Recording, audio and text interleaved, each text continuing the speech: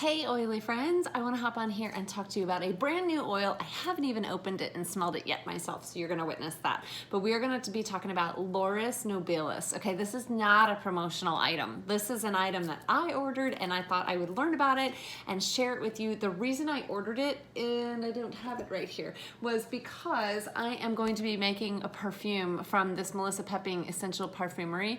Pardon the reflection, it is gold and has fingerprints all over it. But there's a lovely, lovely book full of recipes for making all kinds of different gorgeous, amazing perfumes. And several of the perfume recipes call for an oil called Laurus Nobilis. So I wanted to order it, and then I thought I would teach you about it, or what I learned, I should say. Okay, so comes in the two bottles, the topical aromatic and the vitality. Now remember, the oil is the exact same depending on no matter which bottle you get it in, right? They literally take these two different labels and they hold them under the same dispensation jug at the oil distillery. But the reason that it is brilliant is because we know from across the room, Young Living has labeled with the white labels, the vitality labels. That means that oil is safe for ingestion. Now, you may not know what Laurus Nobilis is, but when I tell you that it's bay leaf or bay laurel, oh, you use that, right? Everybody throws a bay leaf into their soup recipe. Sometimes you sneak in a second one. Really high in vitamins and nutrients, so it's like an awesome thing, but really amazing flavoring. And what is fascinating is that also for centuries, not only has it been used for food flavoring, it's been used for tonics and teas, it's been used for, cooking a ton. It has also been used medicinally, and it's been used for perfume. So it's got this whole spectrum of things that it does. So I'm actually really excited about it because, to be honest, I ordered it for perfume and now I'm discovering all the other cool uses. So I want to share some of those with you. But first, let me give you a little bit of the folklore because I think this is cool. I'm going to read it to you. Laurus Nobilis is known as bay, or the sweet bay, or Dalmatia Bay Laurel. You guys have heard of bay laurel. It's primarily steam distilled today from the leaves in like France and Croatia, but the area region formerly known as Yugoslavia is where the Young Living Bay leaves are coming from, okay? But the story goes that the ancient Greeks and Romans would wear crowns of laurel leaves when they were victorious in battle. But you're gonna be familiar with it. Oh, and they believed that these particular trees gave you powers of divine prophecy and intuition and all of these different things. So get a load of this. The crowns were made out of bay leaves to honor scholars and warriors and sportsmen and anybody who achieved these like incredible things, these have overcome these difficult tasks and achieved these certain levels in life. This is where the name poet laureate comes from, the laurel wreaths that they would wear on their head.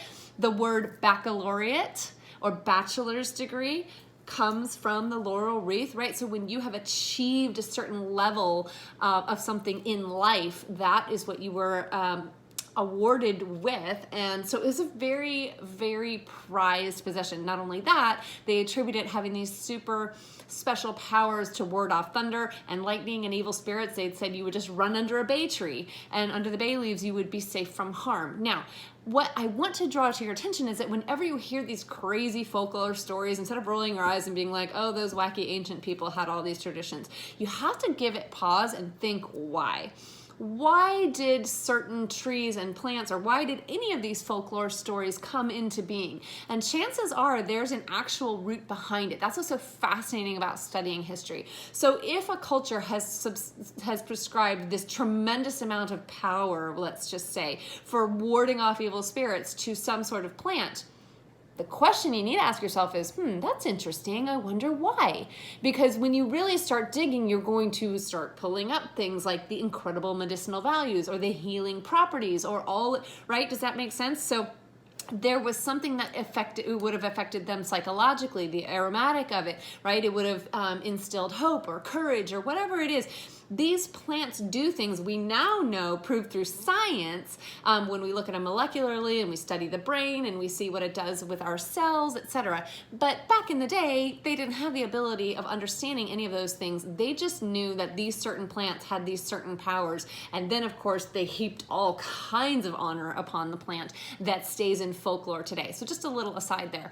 Historically, the berries were used for soaps, but the leaves were used for all kinds of things. It was very much a digestive digestive aid and appetite. So if you have these oils at home and you want to give yourself some digestive aid, put it in a carrier oil, put it over the abdomen, and that will really help support digestion. Also support a healthy bowel movement when you need to. You want your bowel movements to be nice and solid. So it's a really great way to support that.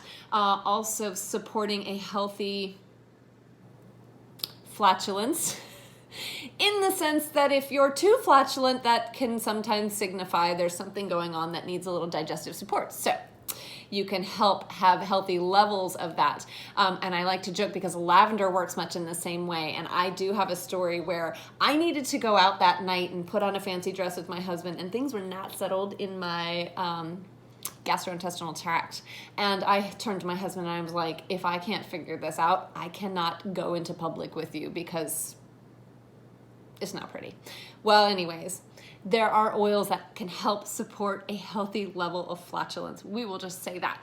But with a vitality oil, it's really amazing because you're familiar with a bay leaf. You've thrown them in your soups and your stews and all these different things. So you can just substitute 1 drop of this vitality oil for a bay leaf. If you like it a little stronger, of course, throw in a couple of extra drops. Just test it along the way. Just know these oils are strong. So you don't want to just start dumping in vitality. The whole thing is going to taste like bay. But it is really great for making salad dressings, really awesome for making like a spray that you can spritz down your veggies and your meats or your pastas after you're done cooking them. Just add a little olive oil, add some bay, or Laurus Nobilis, I'm calling it bay, or whatever other cooking oils that you like, and mix them into, add some water and just spritz down everything. It'll bring a nice fragrance at the end of it. People will make a tonic tea with this, so they'll put a couple of drops into 6 ounces of warm water and some sort of natural sweetener, and they will drink that as a tonic.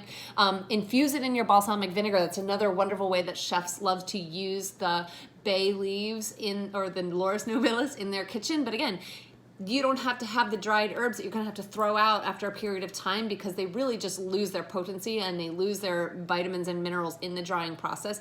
When you have it in the oil form, you are preserving all of that. And you just, as long as you keep that cap on there, these things, and you don't put them in the bright sunlight, these things will last absolutely forever. There is no expiration date on essential oils as long as you have a pure oil and you take care of it. So that's a really great thing to know, that you're preserving all of these qualities indefinitely. So it's a nice option instead of getting the dried herbs in your kitchen. Flavoring coconut oil, flavoring your butter, making a delicious spread. There's all kinds of ways. Any way that you could use a bay leaf, there's even more options for using the essential oil because it comes in the already liquid distilled form. Topical aromatic, we already kind of touched on rubbing it on your abdomen. Make a facial spray with a little bit of glycerin or some aloe vera juice and water, a couple of drops, and spritz it on your face. It's really great for skin support for normal to blemished skin, right? Maybe not for the dry skin side.